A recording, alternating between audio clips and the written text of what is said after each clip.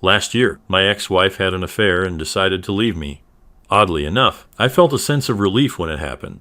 From the outside, our marriage might have looked good, but on the inside, it was completely empty. For years, I felt broken down due to the mental and financial strain she put on me. She had a habit of taking large sums of money from my account, leaving me struggling to pay our bills. Whenever I confronted her about it, she turned it around on me, blaming me for not earning enough money. No matter what I did, it was never good enough for her. Everything I did seemed to annoy her or make her angry. I would try to plan dates for us or organize family activities in hopes of spending quality time together, but she was never interested.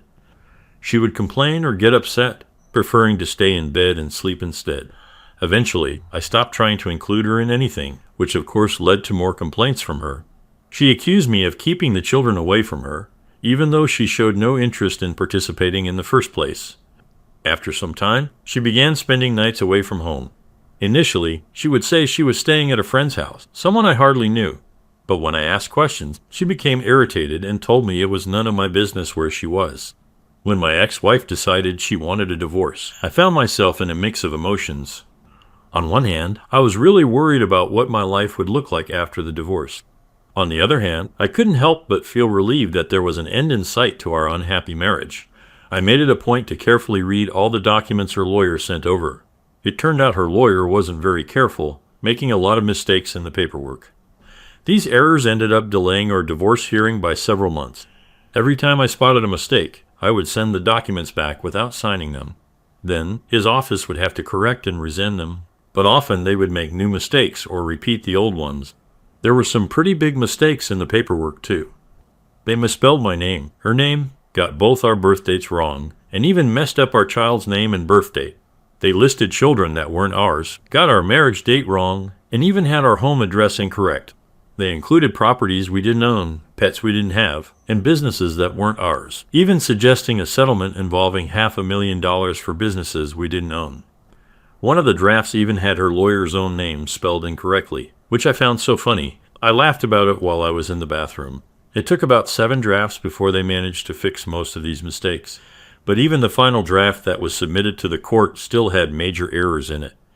This whole process was frustrating, but also a bit amusing because of the sheer number of mistakes and how basic they were.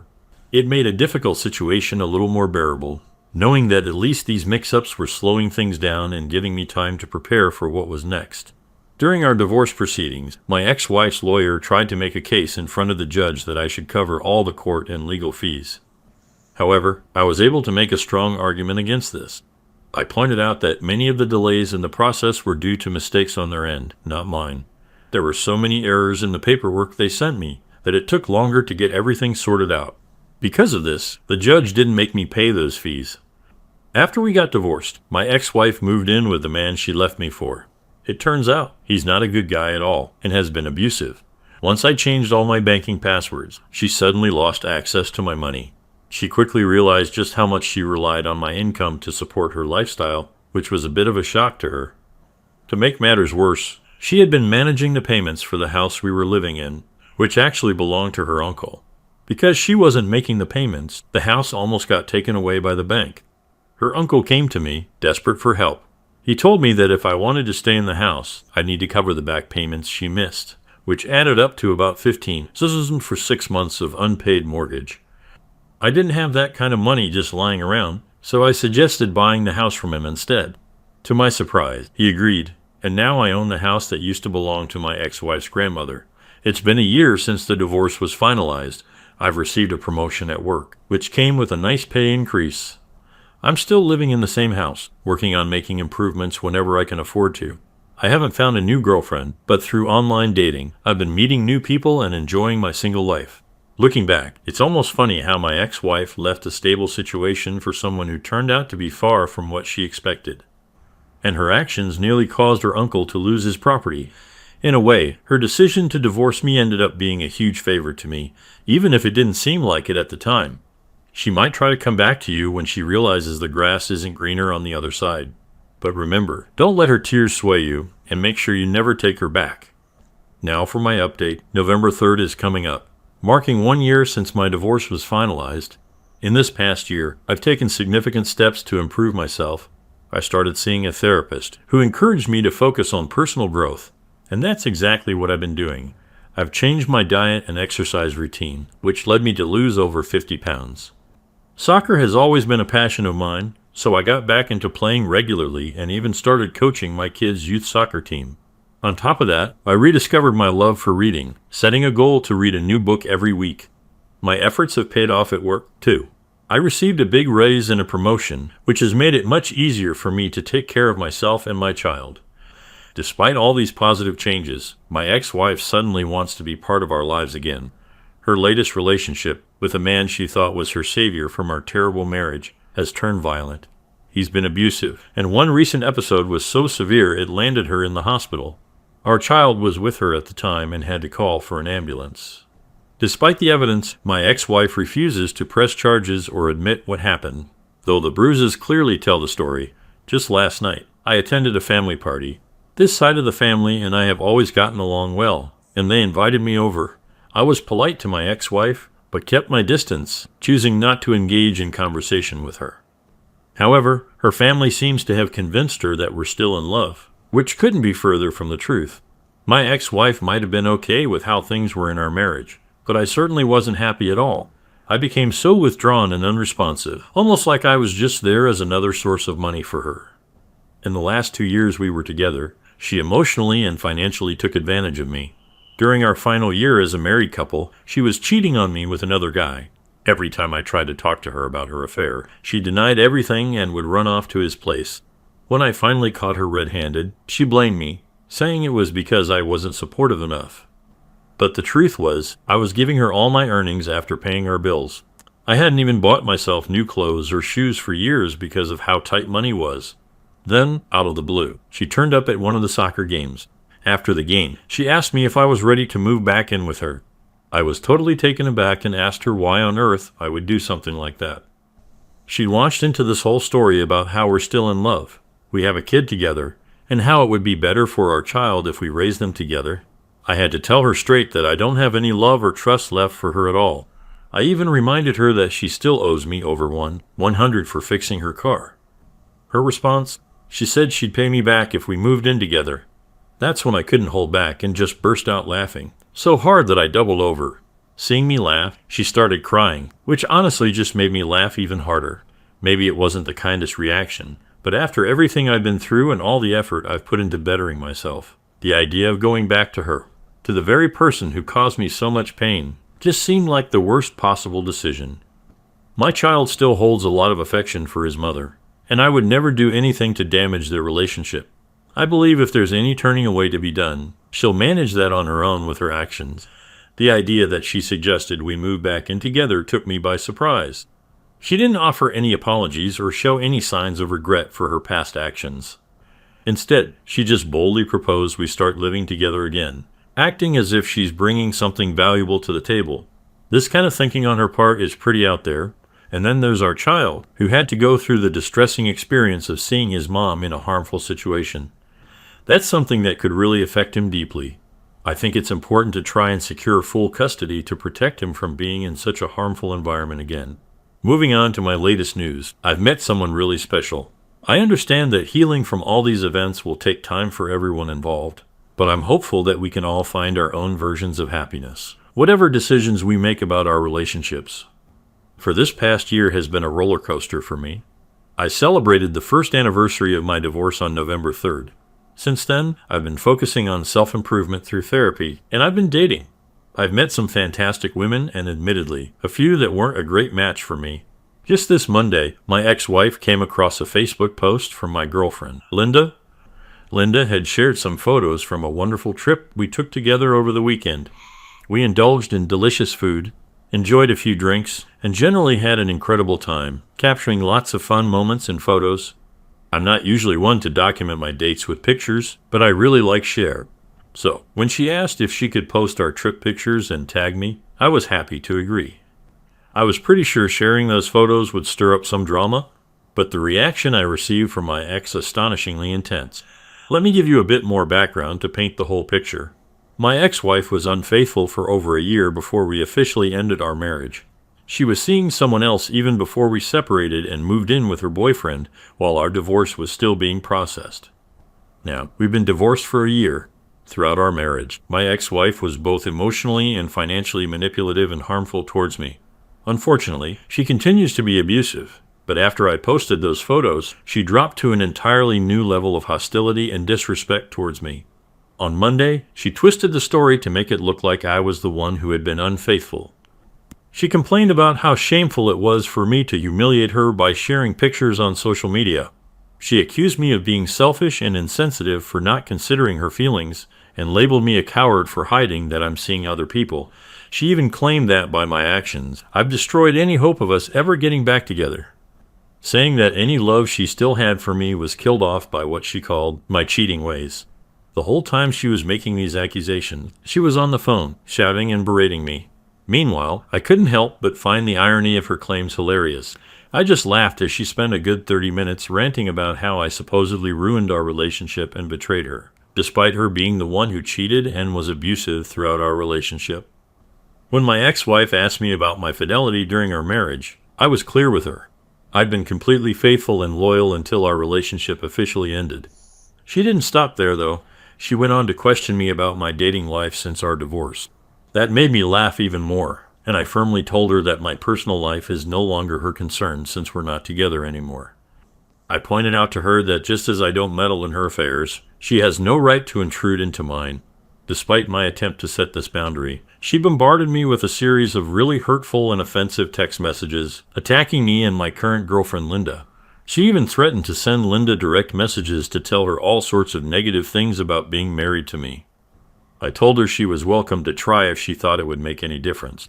Then my ex-wife mentioned wanting to meet Linda in person to see what kind of woman she is, suggesting that Linda must be a terrible person for supposedly breaking up a happy marriage.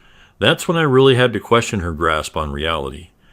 I reminded her bluntly that our marriage had ended over a year ago, and it was she who had an affair, left me for someone else, and filed for divorce. At this point, my ex-wife broke down crying. Through her tears, she confessed that she had been holding on to hope that we might somehow reconcile. She complained that it was unfair I had moved on and found someone else to spend time with, insisting that I should be focusing on doing things with her and our child, as if we were still a family. This whole conversation highlighted just how disconnected from reality my ex-wife had become, seemingly unable to accept the consequences of her own actions that led to the end of our marriage. My ex-wife recently confessed to me that she's unhappy in her current relationship with her boyfriend, mentioning that he doesn't treat her well.